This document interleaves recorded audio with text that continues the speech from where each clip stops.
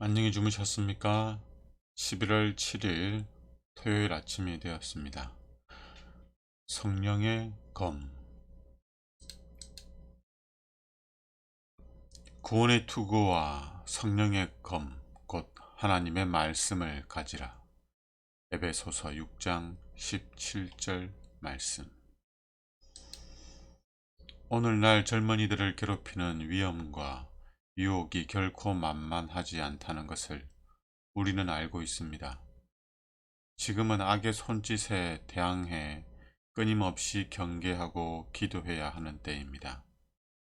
하나님의 귀한 말씀은 하늘의 왕께 충성을 다하고자 하는 젊은이들에게 표준이 됩니다. 젊은이들은 성경을 연구해야 합니다. 이곳저곳 성경 구절을 암송하고 주께서 하신 말씀에서 지식을 얻어야 합니다. 그리고 시험이 닥치면 하나님의 말씀을 펼치고 주님의 길을 찾을 수 있는 지혜와 그 길을 걸을 수 있는 힘을 달라고 겸손한 마음과 믿음으로 그분께 간구해야 합니다. 젊은이들 뿐만 아니라 신앙생활을 하는 모든 성도들은 그들의 삶의 표준이 말씀이어야 됩니다. 말씀이 뭐라고 하고 있는가? 말씀이 뭐라 말씀하고 있는가? 말씀에서 우리는 그 원칙을 찾아야 되고 기준을 찾아야 되고 표준을 찾아야 됩니다. 그러기 위해서는 성경을 읽고 연구해야지요. 그리고 말씀을 마음에 담아두기 위해서 암송을 해야 합니다. 사실 암송을 위해서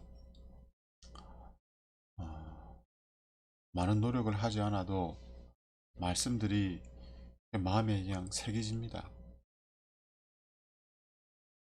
말씀을 깊이 연구하면 그 말씀의 의미와 원리와 원칙이 마음에 새겨진다는 거죠. 그렇게 될 때 우리는 이 말씀으로 살아갈 수 있는 겁니다. 어려운 일이 닥칠 때, 고민과 갈등과 시험이 있을 때, 그때 말씀을 삶의 표준으로 삼았던 사람들은 말씀을 펼치고 그 말씀 안에서 다시 한번 하나님의 뜻을 찾고 살 길과 갈 길을 확인하고 또 그 길을 갈 수 있도록 말씀대로 순종할 수 있도록 기도를 하게 되겠지요. 우리 젊은이들은 마음을 의무와 헌신으로부터 멀어지게 하는 습관이 조금이라도 있다면 그 습관에 맞서 싸워야 합니다. 시간을 정해놓고 기도해야 합니다. 그 시간을 결코 소홀히 하지 않도록 최대한 노력하십시오. 만약 젊은이들이 그리스도를 만나기 전부터 젖어있던 악습에 맞서 싸움을 벌이려 한다면 그들은 이내 사탄의 계략에 쉽게 넘어지고 말 것입니다. 하지만 하나님의 말씀을 귀하게 여기고 마음에 간직하면서 말씀으로 무장되어 있으면 그들은 하나님의 원수 혹은 인간의 원수가 아무리 공격을 가해도 해를 당하지 않을 것입니다.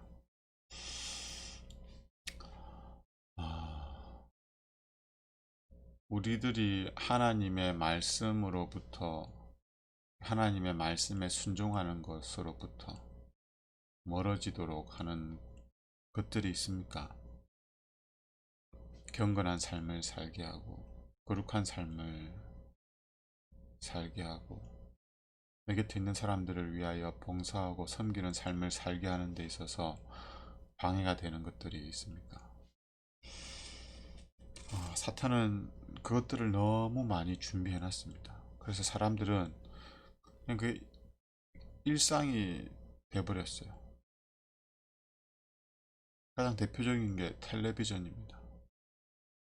그리고 인터넷이고 쇼핑이고 그다음에 먹고 즐기는 거죠.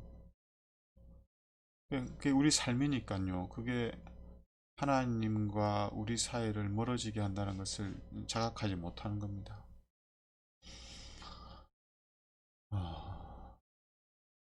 무엇이 우리로부터 말씀을 보지 못하게 하는지, 하나님께 마음을 들이지 못하게 하는지, 우리의 생각을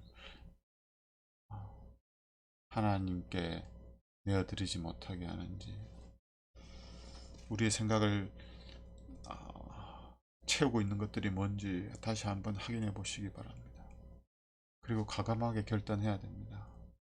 그것들을 버리지 않으면 절대 하나님과 온전한 관계를 만들 수도 없고 유지할 수도 없습니다. 어린 아이들에게는, 또 청소년들에게는 게임이 될 수 있겠죠.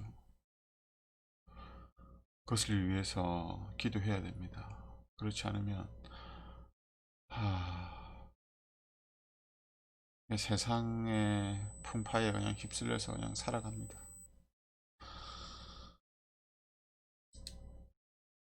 진리와 의를 위한 여러분의 깃발, 다시 말해 하나님의 계명과 예수 믿음을 하나님의 이름으로 높이십시오.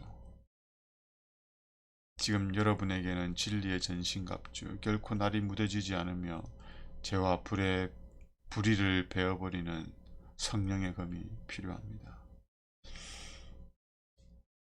전신갑주 중에서 유일하게 공격용으로 설명된 것이 바로 성령의 검, 곧 하나님의 말씀입니다. 예수님도 이 말씀으로 사탄과의 싸움에서 승리하셨지요. 그들은 진리의 말씀을 상담자로 삼고 성령의 칼을 능숙하게 사용할 줄 알아야 합니다. 사탄은 영리한 장수입니다. 하지만 겸손히 헌신하는 예수 그리스도의 군사는 그를 이길 수 있습니다.